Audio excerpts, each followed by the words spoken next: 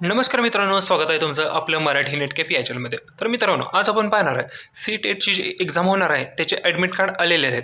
आता ते admit card कसे डाउनलोड करायचे आणि आता परवा दिवशी त्याची एक्झाम आहे, तर एक्झामला जाताना कोणकोणते डॉक्युमेंट्स घेऊन जायचे त्या संदर्भात आपण व्हिडिओ तयार केलेला आहे.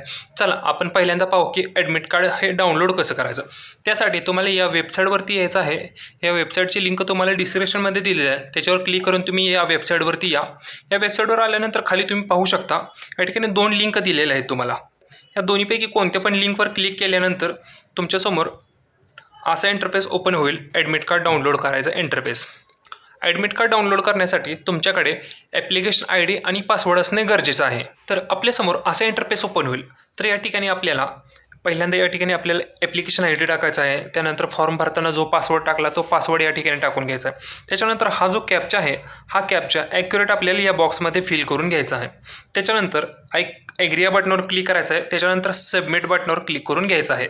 या पद्धतीने तुम्ही प्रोसेस करा. त्याच्या पुढं तुम्हाला ॲडमिट कार्ड डाउनलोड होईल तुमचं.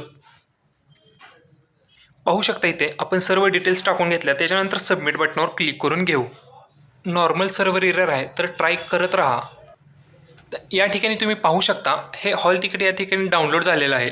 तर इथे पाहू शकता तुमचं इथे आपला ॲप्लिकेशन नंबर वगैरे रोल नंबर वगैरे दिसतो, जन्मतारीख हे सर्व दिसतं आपल्याला. तर इथं आपल्याला खाली खाली घ्यायचं आहे. तर या ठिकाणी एक्झाम सेंटर दिसणार आहेत. एक्झाम सेंटर कोणतं आहे ते, आणि इथं या खालीचा ॲड्रेस आहे तो आपला स्वतःचा ॲड्रेस आहे आणि वरती ॲड्रेस आहे तो एक्झाम सेंटरचा ॲड्रेस आहे. या पद्धतीने ह्या ॲड्रेसवर जायचं आहे आपल्याला. या ठिकाणी आपला पेपर कधी आहे ते टाईम डेट वगैरे या ठिकाणी सर्व इन्फॉर्मेशन दिलेले आहे. रिपोर्टिंग टाईम किती आहे, गेट क्लोज कधी होणार ते सर्व या ठिकाणी दिलेलं आहे. तरी गेट रिपोर्टिंग टाईमच्या आधी आपल्याला त्या ठिकाणी जाणं गरजेचं आहे. त्यानुसार तुम्ही प्रयत्न करा टाईम टू टाईम पोहोचण्याचा.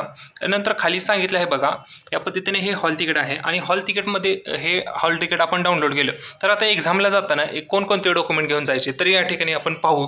तर हॉल तिकीट सर्वात पहिला हे हॉल तिकीट घेऊन जायचं आहे आणि हॉल तिकीटची शक्यतो तुम्ही कलर प्रिंट काढा हॉल तिकीटची. त्याच्यानंतर हॉल तिकीटसोबत तुम्हाला घेऊन जायचं डॉक्युमेंट म्हणजे तुमचा एखादा ID प्रूफ घेऊन जायचा आहे. ID प्रूफमध्ये तुमचं काय असणार आहे, तुमचं आधार कार्ड असेल, मतदान कार्ड असेल, पॅन कार्ड असेल, त्यापैकी कोणतं पण ID प्रूफ घेऊन गेलं तरी तुम्ही चालेल.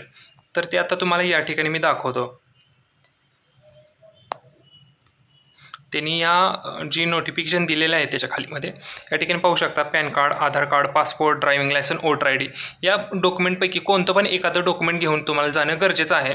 तसेच पहिलं सांगितलं आहे बघा, 1 नंबरला ॲडमिट कार्ड, 2 नंबरला ID प्रूफ, 3 नंबरला ब्ल्यू किंवा black pen, ball point pen घेऊन जाणं गरजेचं आहे.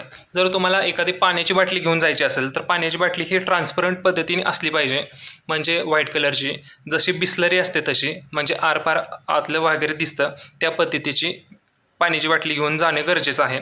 तसंच 5 नंबरचं ऑप्शन पाहू घ्या, only permitted item are allowed in exam centre, this centre will be not be responsible safe custody of barred items. म्हणजे एखादं महत्त्वाचं म्हणजे कसं एखादं महत्त्वाची वस्तू, दागिने वगैरे अशा महत्त्वाच्या गोष्टी तुम्ही त्या ठिकाणी घालून जाऊ नका.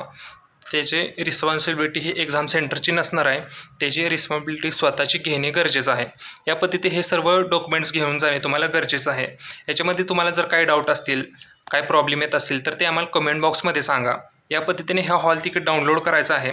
आणि हे महत्त्वाचं म्हणजे या ठिकाणी लक्ष द्या, ज्या पद्धतीने आपल्या फॉर्मवरती नाव आहे, ज्या पद्धतीने फॉर्मवरती नाव आहे हे नाव आपलं आहे त्या पद्धतीनंच नाव हे डॉक्युमेंटवर असणं गरजेचं आहे.